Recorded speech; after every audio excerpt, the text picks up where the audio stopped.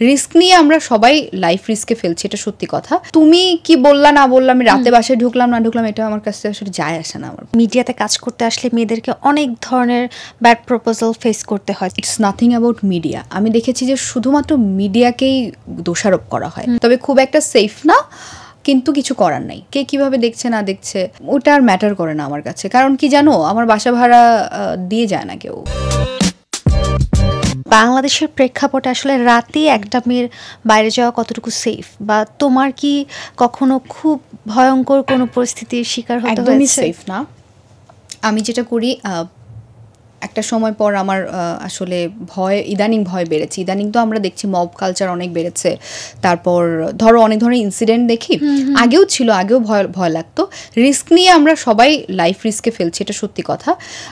একেবারে আমি দেখা যায় বাসার নিচে নামি, আমরা রাত হলে অফিসের গাড়ি ব্যবহার করি, বা আমি যদি নিজে নামছি সেক্ষেত্রে আমি খুব সাবধানে বাসার নিচেই যাতে পৌঁছাই, আমার একটু দেখি সব কিছু ঠিকঠাক আছে কিনা। সেফটির ব্যাপার নিয়ে বলতে গেলে আসলে অনেক কিছু বলে ফেলতে হবে, এবং সেটাতে আমার আরও অনেক কথা শোনার চান্সেস আছে, জন্য আমি আর এখন ওই প্রসঙ্গে না যাই। তবে খুব একটা সেফ না, কিন্তু কিছু করার নাই। আমাদের তো আসলে শুটিংয়ের কালচারটাই এরকম। অনেক সময় আছে আমার রাতের লাইভ করতে হয়, তখন আমি কি করব আসলে।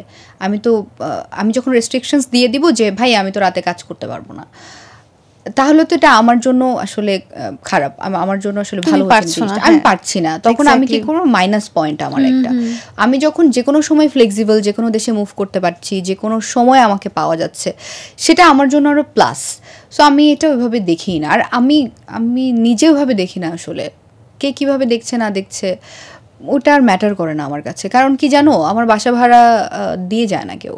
এক্স্যাক্টলি, আমার কাজ করে না, আমার হাউস রেন্টটা আমাকেই দিতে হয়, আমার ফ্রিজে ফুডটা আমাকেই ফিল আপ করতে হয়, আমার মায়ের কোনো একটা, আমার মাকে নিয়ে একটু ঘুরতে বের হবো কক্সবাজার, সেটার টিকিটটা কিন্তু আমিই কাটবো। তুমি কি বললা না বললা, আমি রাতে বাসায় ঢুকলাম না ঢুকলাম, এটা আমার কাছে আসলে যায় আসে না। আমার কারণ আমি পে করতেছি আমার কার্ড থেকে, সো আমি তোমার কথা শুনতে যাব কেন বদার করব, কেন বদার হব? এক্স্যাক্টলি। সো তুমি যেটা করতে পারবা, ম্যাক্সিমাম একটা কমেন্ট ফেলতে পারবা, একটু একটা আমার ব্যাকে একটা কথা বলতে পারবা, তাতে তোমার মেন্টাল হেলথের জন্য ক্ষতিকর, আমার জন্য না।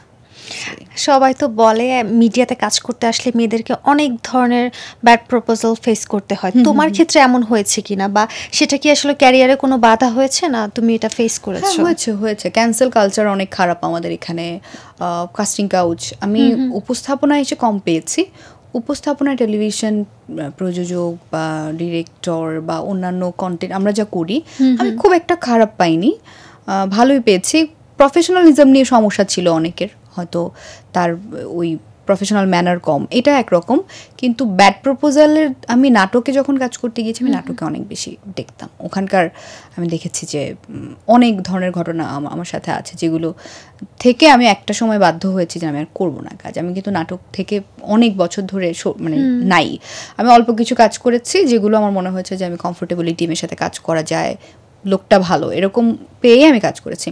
যদিও আমি সিঙ্গেল নাটকে আবার ফিরছি, কিন্তু অনেক বছর পর নিজেকে প্রিপেয়ার করার পর। আমি যখন নাটকে আবার ঢুকেছিলাম, শুরু করেছিলাম, ওই টাইমটাতে I was so young, prepared ছিলাম না। তখন আমার নিজেরও মনে হতো আমার মনে হয় একটু প্রিপেয়ার্ড হওয়া উচিত। তবে হ্যাঁ, এই ব্যাড প্রপোজালের কালচারটা এখনও অনেক বেশি আছে, হয়তো ফিল্মে আছে, আমি ফিল্মের কথা খুব একটা জানি না, নাটকে আছে।